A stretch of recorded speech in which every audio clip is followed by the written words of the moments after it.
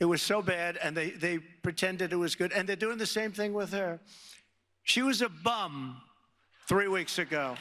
She was a bum, a failed vice president in a failed administration. That was a disoriented and frankly disgusting Donald Trump at his latest rally in Florida. And I first want to start by saying, how are you going to call someone a bum? Not just someone, but one of the most successful vice presidents in history, a bum, while you're a convicted felon? How are you going to call her a bum when you're afraid to debate her? Donald Trump, it started off with this unity message at the RNC, which we knew was complete garbage. And since then, he has devolved into a greater state of vengeful, angry chaos and retribution than we've seen in a long time. This version of Donald Trump is making the case for himself of why he should not be president of the United States and why Kamala Harris is going to destroy him in November. An absolute landslide victory. And a landslide is what Donald Trump promised he would deliver, but actually ended up mispronouncing it. Yes, he struggled to speak throughout this entire rally, and we are going to get into more clips of that in just a bit. But let's check out Donald Trump not even being able to say the word that he wants to get out in this clip. And that means defeating Kamala Harris in a landslide. Every other word is slurred or mispronounced, and with Donald Trump, it is clear that there are signs of cognitive decline. Psychiatrists and medical professionals have been talking about how Donald Trump's brain right now isn't just declining, but in fact dementing. And now that the media isn't relentlessly and, in my opinion, unfairly covering Joe Biden's age anymore, all they have to focus on is Donald Trump and his unhinged rants during speeches, his slurring of words, his crazed rhetoric. And our friends at the Lincoln Project did just that. They called out Donald Trump for his cognitive decline in this incredible ad that I think needs more attention and certainly needs to be checked out by us. So let's take a look. For 3 years, we heard it every day, that Joe Biden and Donald Trump were the oldest candidates ever. Republicans made the excuse that Biden was 3 years older, and the media gave it a pass. Their breathless coverage of Biden's age, while ignoring Trump's decline, pretended Trump wasn't slurring his speech. We want a landslide that's confusing people, including Obama. I'll tell you what. Telling weird, wandering stories. By the way, a lot of shark attacks lately. The late, great Hannibal Lecter. He's a wonderful man. Now, there's no excuse. There's only one person in this race now with mental problems. One person with memory problems. One person feeling the icy hand of death from old age creeping closer. One person who knows the clock is running out. And that's old Donald Trump. Weak, impotent, forgetful, mentally declining, fast. He'd be 83 by the end of his term. If he's senile now, he'll be dangerous by then. I'm so glad that this is finally being called out. It was the media's fascination during President Biden's presidency to talk about his age all the time and his cognitive abilities, which, like I said, I think that's unfair. President Biden's age served him well. It helped with expertise and experience, which allowed him to become a historic and consequential president. But with Donald Trump, we are seeing this dementing of his brain, this clear cognitive decline, which medical experts are warning about because it is dangerous. And it's not just his old age that is dangerous. It's not only the effects that's happening on him that makes him forgetful, that makes him slur his words, that makes him a more unhinged and unreliable, someone we certainly couldn't trust with the nuclear codes, but it is the age of his ideas as well. And that is a stark contrast that Kamala Harris is putting forward in this campaign. Not only is she a young and fresh face of the Democratic Party, while Donald Trump is old and ranting and raving about anything from sharks to Hannibal Lecter, but his ideas themselves are old. Project 2025 isn't about 2025, it's about pushing us back to 1925. Donald Trump wants to overturn 50-year precedents by getting rid of Roe v. Wade like he did because of his Supreme Court justices. And if it were up to him, he would strip more civil liberties that have existed in this country for decades. Donald Trump wants to push us back, and he also wants to push us back to the chaos and discontent of his first term. And we can't let that happen. Like Kamala Harris says, we're not going back. We're not going back to the period of time when Donald Trump was president and we walked around concerned and uncomfortable for what would happen each and every day because we could not trust the leader in the White House. And especially now with Donald Trump's Supreme Court, and the Supreme Court is something that we are going to talk about a little bit later because it is brought up in Trump's speech, so stick around. But with Trump's Supreme Court saying, and I'm going to call it Trump's Supreme Court, it's not the Supreme Court, at this point it's his.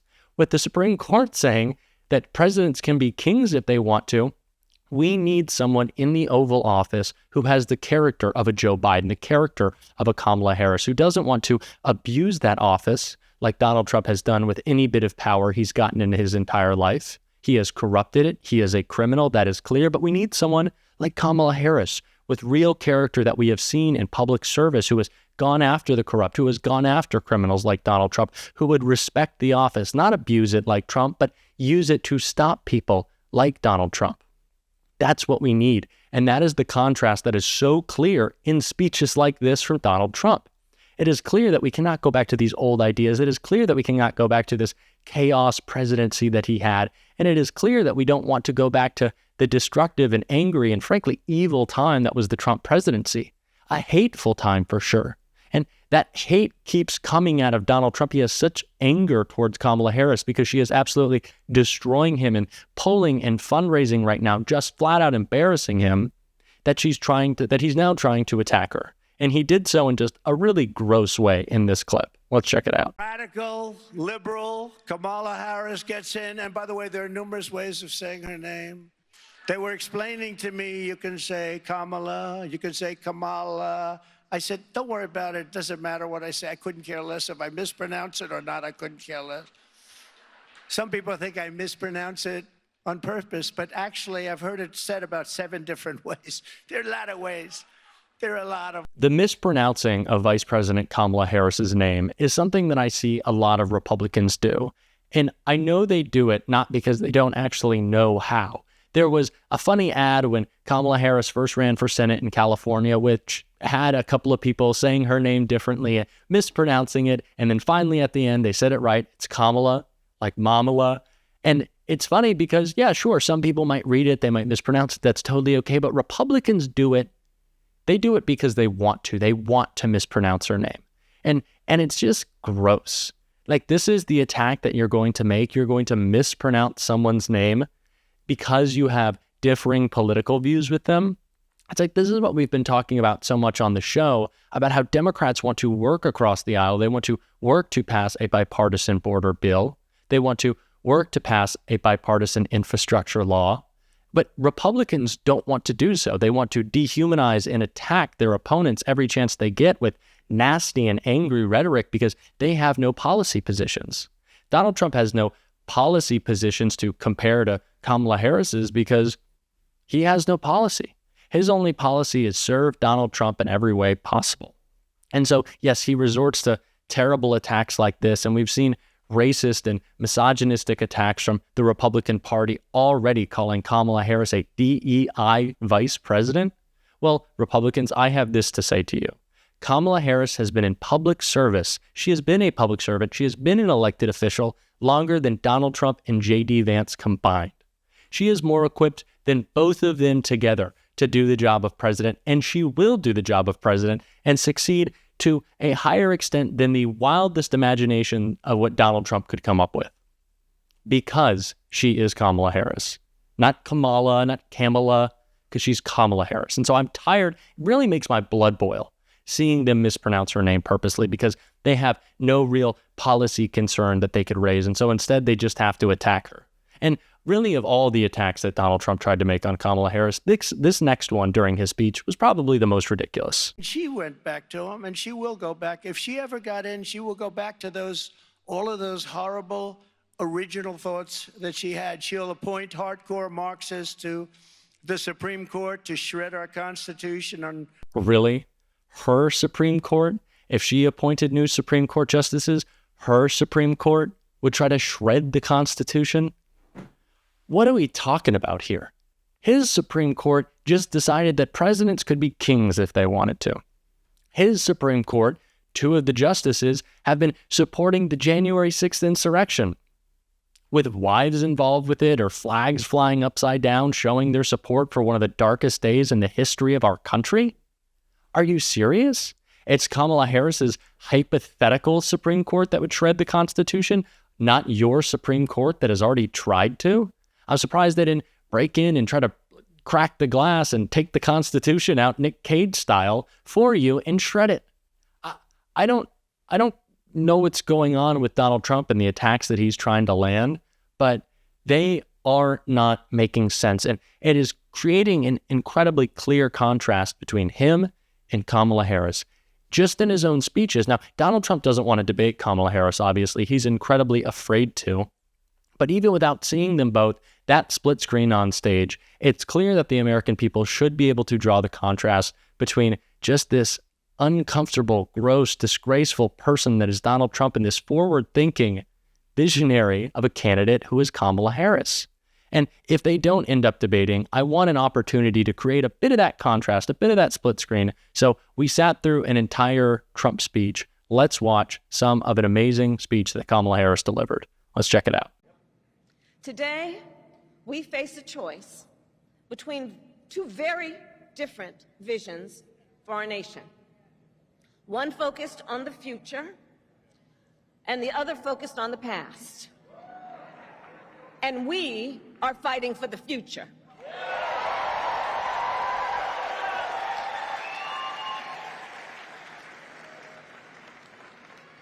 And in our vision of the future, we see a place where every person has the opportunity not just to get by, but to get ahead. A future where no child has to grow up in poverty, where every senior can retire with dignity, and where every worker has the freedom to join a union.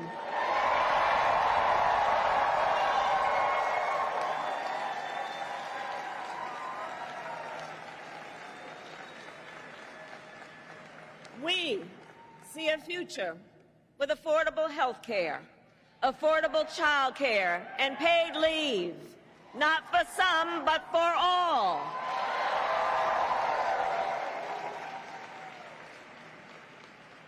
We see a future where every student has the support and the resources they need to thrive, and a future where no teacher has to struggle with the burden of student loan debt.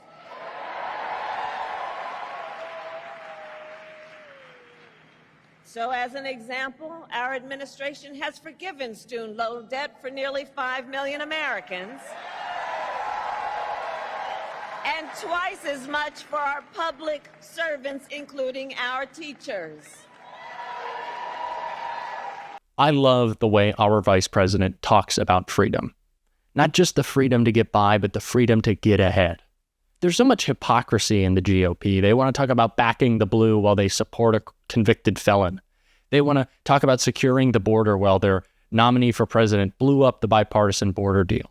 There's so much hypocrisy in that party. It's good to see someone who knows their ideals, knows what they want to fight for, and is actually supporting freedom in action, not just words. Is calling for unity and acting on it, not just with their words, but with their actions. That's what Kamala Harris is going to do. And that is why I'm supporting Kamala Harris. And if you want to be a part of that movement supporting Kamala Harris, make sure to hit that subscribe button, leave a like on this video, and join the movement that we are building. This channel is only 2 weeks old. We are new, but we have already blown past 65,000 subscribers. And that is because of you, that is because of your support. And it is so incredible what we are building here. I am so grateful for it. And I am so excited to continue it with you. And until next time, I'll see you soon.